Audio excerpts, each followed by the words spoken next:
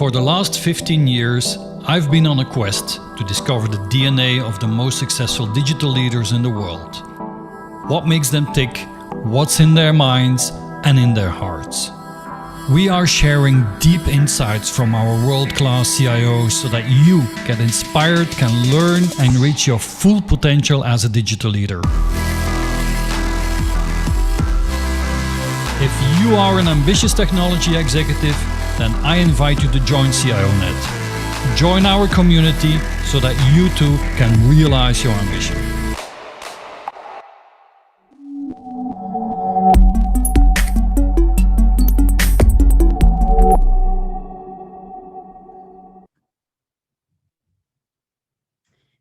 Good morning, good afternoon, good evening. I am Lisa West. I am your host today for this installment of CIONET Spotlight. If you're expecting Mark Zawacki, he is under the weather today. So while I cannot fill his shoes, I am here to host you for this wonderful 30 minutes with Adriana Karaboutis. Andy. Welcome, Andy. We're thrilled that you're here. Thank you, Lisa. I'm pleased to be here and thank you for hosting me. Of course, of course. For those of you who do not know CIONET, we are a global community of digital leaders, 10,000 strong. And I'd like to welcome everyone. Membership for CIONET is complimentary and by invitation. So if you are not a member, but you are a digital leader, we invite you to apply and become part of this great community where we get to host people like Andy and share insights throughout the year. So CIONET Spotlight is a weekly series where we virtually showcase a just amazing digital leader. And that brings me to Andy. So Andy, I would be doing a huge disservice to our listeners and our viewers if I tried to go into your amazing and inspiring and impressive background. So I'd love to hear from you how you came to be the group CIO and CDO of National Grid. And you know, I'm really interested to hear how your career path has moved along and how you got into the tech space.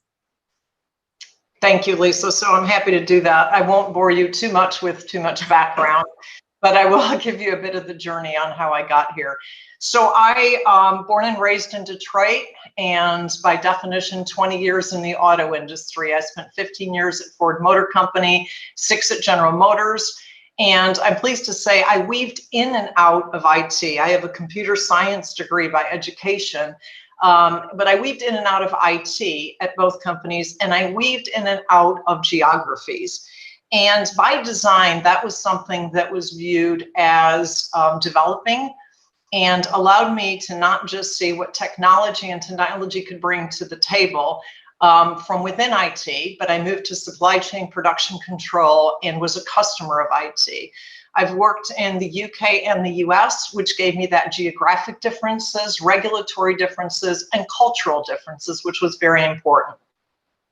Through the auto industry, I then went to Dell, became the Chief Information Officer at Dell, and found I truly do have a passion for technology and understanding what you can do in technology to achieve the business vision, strategic goals, and drive strategy for companies.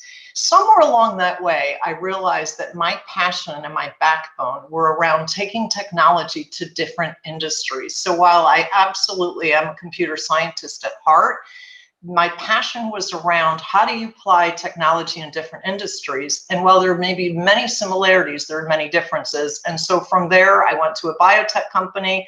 And from a biotech company, I came to National Grid, which for those that don't know in the audience, National Grid is a British multinational utility. We do electricity transmission and distribution, gas transmission and distribution, and various combinations between New England, New York, and the United Kingdom. And we service 55 million consumers in the UK and 20 million customers, 7 million accounts in the US. So quite varied. But it was interesting, Lisa, I actually had to, and I think many CIOs have to determine where their passion is. And while we sometimes say people start in application development, or they start in infrastructure, or they're in architecture, you also need to understand what industry is your passion. And for me, it was taking technology, and I'm actually an applications person from the start, and moving to different industries. And that's how I ended up at National Grid. It's my fourth industry, but constant backbone of technology, even though I've weaved in and out of the business. Well, they are certainly lucky to have you. That is amazing. What was it when you were young that you decided to go into computer science? Like, what was that spark or the thing that really, when you were young, thought, this is what I want to do? You know, Lisa, it's so funny. It was the road less traveled. So I had a scholarship to university, and my parents, who were first generation US, said it's free. And you get to come home every night. So that's the school. And I was fortunate. It's a great school in Detroit called Wayne State University. Yes. And when I got there, very diverse school, I realized not many were going into engineering or computer science. So I did a semester of mechanical engineering, loved everything about thermodynamics and vibrations, but then saw the really road less traveled was computer science, and realized that it was the way of the future. And I wanted to be part of that niche at the time, which is now ubiquitous. That's amazing. Well, congratulations on all your successes. Speaking of success, I understand that you were inducted into the Wayne State University Hall of Fame, correct? Amongst many other. Your research for your audience doesn't know, we did not rehearse any of this, so this is quite impressive. Lisa and the CIONET really do their homework. I was yes, and I've been lucky enough to be able to induct other successful leaders into that group, I would say. So yes, thank you, Lisa. Yes, you are truly a great leader, recognized great leader. That is wonderful. So with National Grid, you actually oversee, well, not all 28,000 employees, but you support 28,000 employees, and I think 18,000 of those in the US. That's a lot. That's a lot. And with, you know, this past year, what were the things that you had to put in place to support all of those resources out there? Yeah, no, great question. So Lisa, it's really interesting. I tell my colleagues, my peers and my team, we all deserve a victory lap for what happened through COVID. We stood up our companies to work remotely. We ensured there was security. As we did that, we ensured that there was resilience and friction, lack of friction.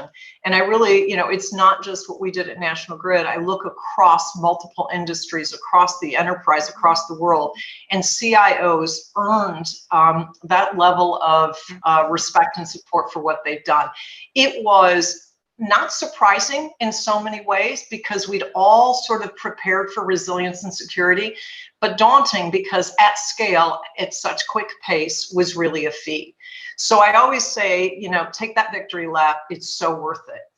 The truly successful CIOs and CDOs that I've watched across the globe also took advantage of this perfect storm to say, how do I now progress the agenda, not just on the digital employee and setting up employees to be, you know, using these resilient and secure applications, tools, and environments, but how do I leverage this storm to also try and drive digital further in the company? And that's one thing that we did at National Grid.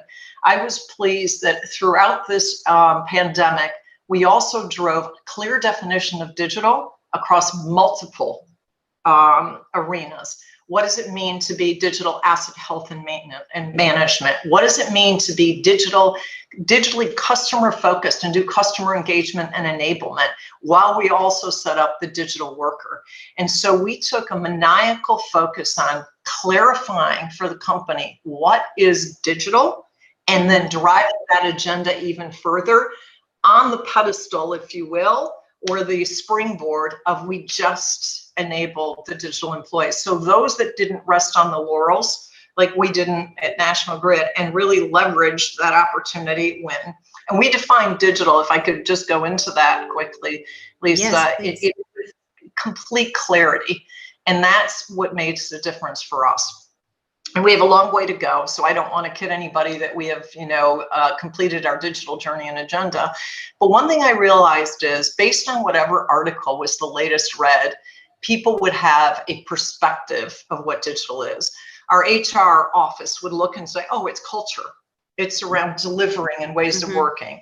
Others had the perspective of it's around frictionless and tools and great frontier technology. And others would say it's customer engagement and enablement.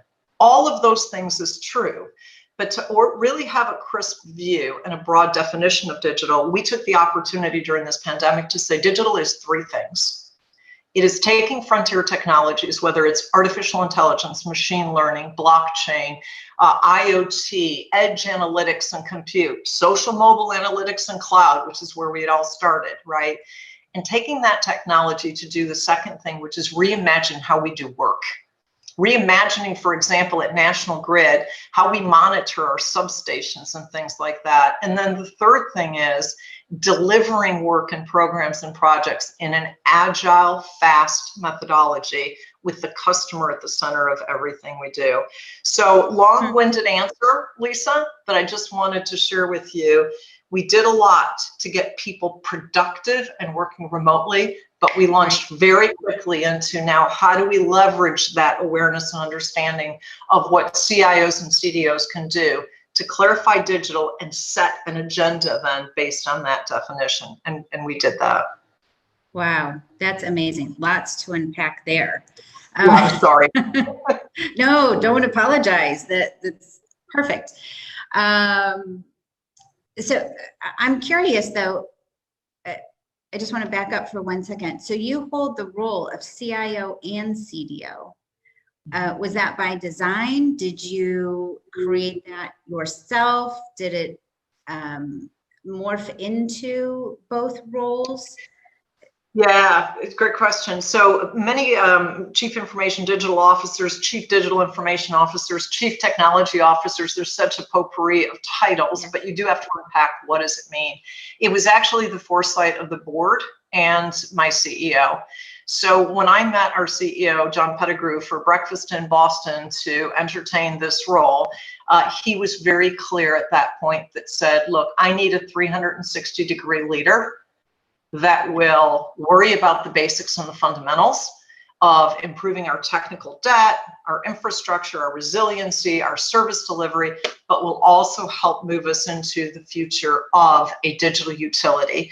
And what does that mean by way of distributed energy, metering and services behind the meter, and all of these things. I won't go into the jargon, but that vision was there. So I was very fortunate, Lisa. The organization may not have understood how, but they knew the what. And that is so important to understand where you want to go, right, as a strategic goal and as a future North Star vision, and then bringing teams of people in and leaders that can sort of carve the path of how to do that. And so I was fortunate to have that North Star laid out. That's amazing. Really fantastic and very insightful by the board and your CIO or CEO. So what are some of those critical shifts that you're making regarding digital in the year ahead? So the shifts that we've done is as follows. We first of all lay down that very clear definition of what is digital. And by the way, we backed it up with examples that everyone can relate to. So frontier technologies, reimagining, how we do work and delivering it in an agile new way. We used examples like, when someone said, I have a problem, I don't want to go stand in the snow and the rain to get a taxi. All of a sudden we found the frontier technology of mobile apps and, financial pay and things like that. We reimagined the process of using those and standing in a building versus on a street corner to get a taxi. And that mobile app and process were iteratively delivered and improved. We gave examples of Netflix. What came first, streaming video or someone sitting on their couch, streaming video being frontier technology, or someone sitting on their couch saying, I don't want to go to Blockbuster. I wish I could just check a movie sitting here. And we married frontier technology, reimagined work with a digital way of working. Sometimes the frontier technology triggers something, and sometimes the idea of I don't want to do this in this way anymore goes and looks for technology, but you deliver it in an agile way. So we took that definition, and the year ahead and our digital strategy is better customer engagement and enablement in a world where customers want to know where their energy is coming from. Is it fossil fuel? Is it renewables, et cetera? In a world where we're trying to get to zero carbon and to be green. The second thing is we wanted to make as safe as possible how we maintain our assets and as resilient as possible. So through Internet of Things and digital twins and having our assets phone home, as I call it, how do we, react better, faster, quicker, and preemptively versus preventatively or prescriptively, if you will. And then the third thing is continue the journey on the digital and safe employee. And so that is the year ahead. Define what digital is, define where our focus is, and now start to deliver it in a product mindset versus a program mindset. And that, Lisa, has been one of the biggest challenges we have, which is how do you take an organization that is used to big program delivery, siloed sort of views of things. And by the way, I could be talking about any number of companies right now, and breaking it down into use cases or cases, and features that you need, and developing product teams and unleashing data so that these product teams can use data when they need it. It's modularization of an install base that we have had for years and years, so that it starts operating like Lego pieces of capability that you can pull together to enable the digital employee, the reimagined asset health management, and the customer engagement. So I call it my 3x3. Define digital, define where you're going to work within digital, and then the ways of working have to change. And that is the biggest challenge right now, because we've all been in a plan, build, run, or in a program, project versus product mindset. And so those changes are challenging. But I'm pleased to say people that want to learn and people that want to engage, will be very successful in that new world. Amazing. And I have to think that the thread through that 3x3 is data. It's all data. Completely. Right? Your digital platform is predicated on data, right? At the end of the day, information services that grew into information technology that is now digital and business technology is all underpinned by data and the availability of data. And you have to recognize the transactional needs and the historical data, as well as your streaming data, when you need it, how best to place it, et cetera. So data strategy, and it's the most overplayed, sort of concept, but underappreciated how difficult it is to unleash data so that it is readily available for decision-making and action. Absolutely. So thinking about data and what your customers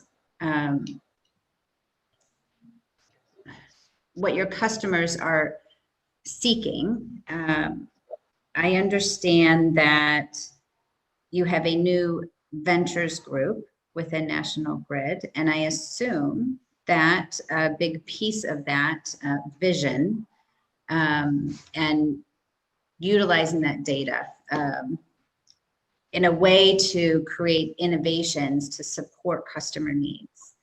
Yeah. Can you talk a little bit about the venture group and what the MO is and what your role is in that? I know that a lot of our CIOs within CIONET are constantly telling us that they are seeking new innovation and turn to us often for what we're seeing.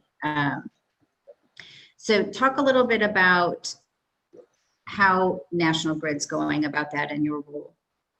Yeah, so if you think about our business, we have our business units, New York, New England, electricity transmission, gas, and system operator in the UK, and a customer space in the US. Those are our sort of our business units. There is a big component that is regulated, the regulated business. We have a ventures business that is somewhat unregulated, right? Where we can do things like underwater, pipe connections from Norway to the UK for the transmission of energy. And so it is the unregulated, and it is highly innovative and driven. We also have a partners business where we invest in technology, and that technology is brought into the company, and it's also there for a return. So we've really diversified quite a bit in how we're playing in the world, I would say, and how we're taking innovation and digital across all of those. The thing that we are not doing, Lisa, which will kind of get to your question, is we are not saying that one group owns innovation, and we are not saying that one group owns digital.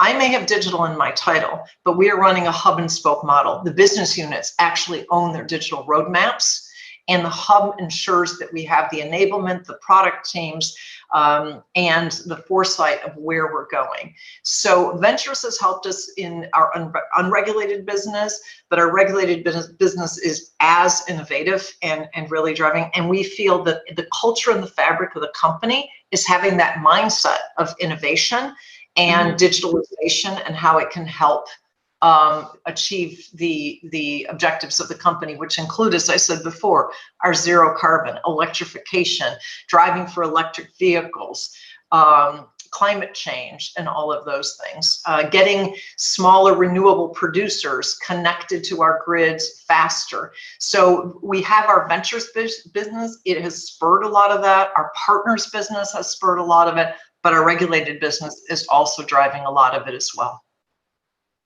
Fascinating.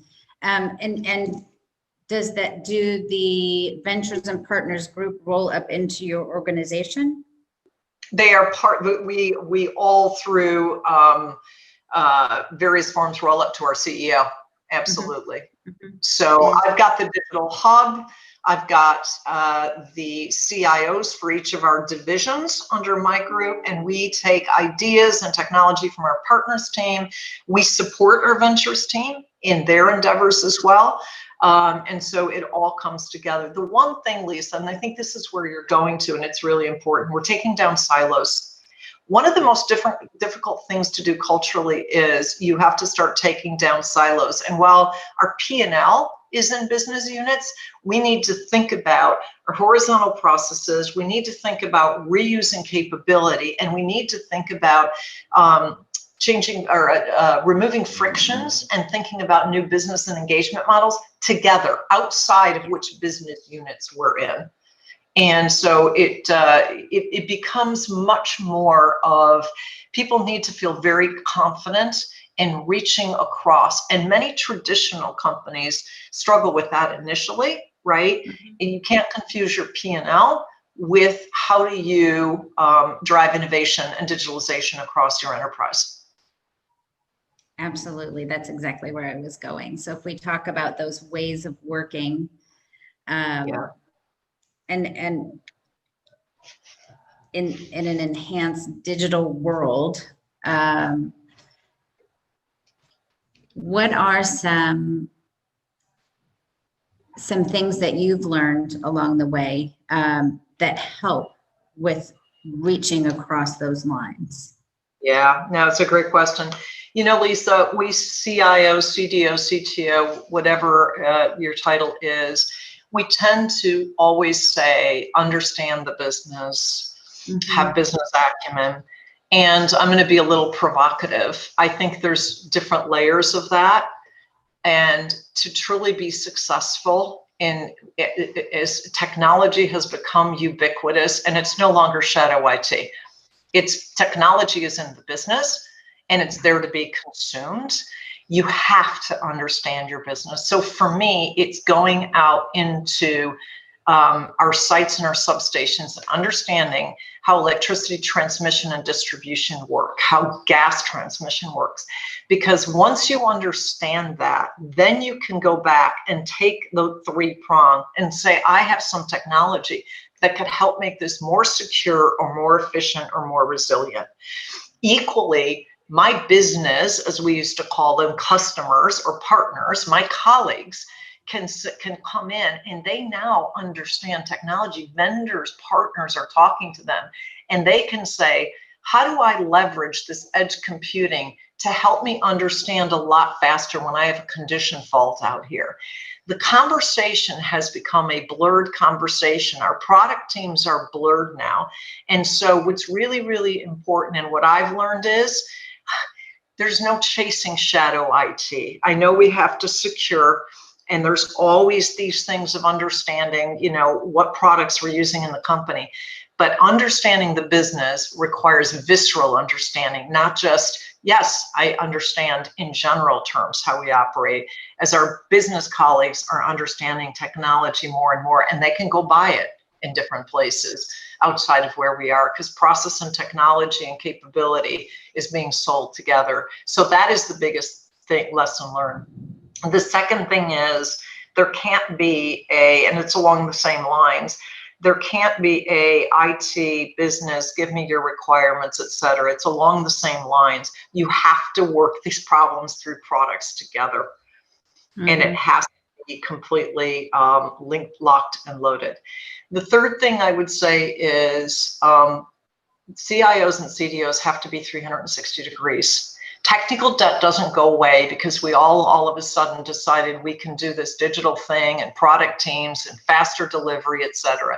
You have technical debt, you have an install base of products, and you need to pay attention to that. We have security, we have cost and consumption management, we have new capability delivery. The most successful CIOs and CDOs that I know have an agenda for all of that. And sometimes it's a combined agenda and a spectrum, you know, of accomplishment, if you will. But what you can't do is decide I'm only going to be digital, because you will lose the plot on costs, et cetera. It is a journey, and you have to be 360 degrees, not just in understanding the business, which is the first point I made, but in also embracing the entire organization, the install base, and the journey to digitalize. Wow. So true and amazing. I remember when I first went to college, to university, I took every bus just because I wanted to know where they all went. And it's kind of, you know, my friends thought I was crazy, but it was important to me to understand my environment. And so to your point, yes, context. It's all about context. So one thing that I did want to talk about is security. And I know that that's for National Grid. I mean, you guys experience natural disasters all the time, threats, whether they're cybersecurity threats or what have you. I read a book and also had the pleasure of seeing Ted Koppel several years ago. He wrote a book called Lights Out. Have you ever read that? I haven't read it, but yeah. It's fascinating. And talking about the, this is years ago, but the instability at the time, hopefully it's improved, of the grid system and our resources, our energy resources. What are some of the things that you have in place today to help with all of those threats? Lisa, one of the things, and you know, for fear of somebody trying to poach my security officer, I would normally say he's one of the best I've ever worked with, which I guess I just did say that, so no poaching, please. But one of the things that we have done at National Grid is what I'll call fire on all cylinders. Sometimes we, as technologists, index to protecting. and detecting. And if you think about the NIST, the National Institute for Standards and Technology, which is what many of us follow, it has 5 areas in the framework: identify, detect, protect, respond, and recover. And one of the things that we are extremely focused on is not just detecting issues and protecting all layers, right? From endpoint devices to networks to physical security, which leads to access, et cetera. We're maniacal about detecting and protecting, but the area that we are equally maniacal on is responding and recovering, right? If you are not good at respond and recover, you pay ransom. And I don't know of a company that has a policy that says our policy is to pay ransom. What happens is they can't respond and recover. And so the thing that we've learned is maniacal focus on detect and protect our assets, maniacal focus on if something happens, how do we respond and recover? Can we do crisis management? Do we have disaster recovery? Are our backups working? Can we stand things back up? Because if you can do that, and if an infiltration, which many would say it can happen at any time, right? Then you're in a position to respond and recover such that the repercussions are not what I would say astronomical or catastrophic to a company. And so the learning I've got is don't just play lip service to these 5 areas. You have to watch them all.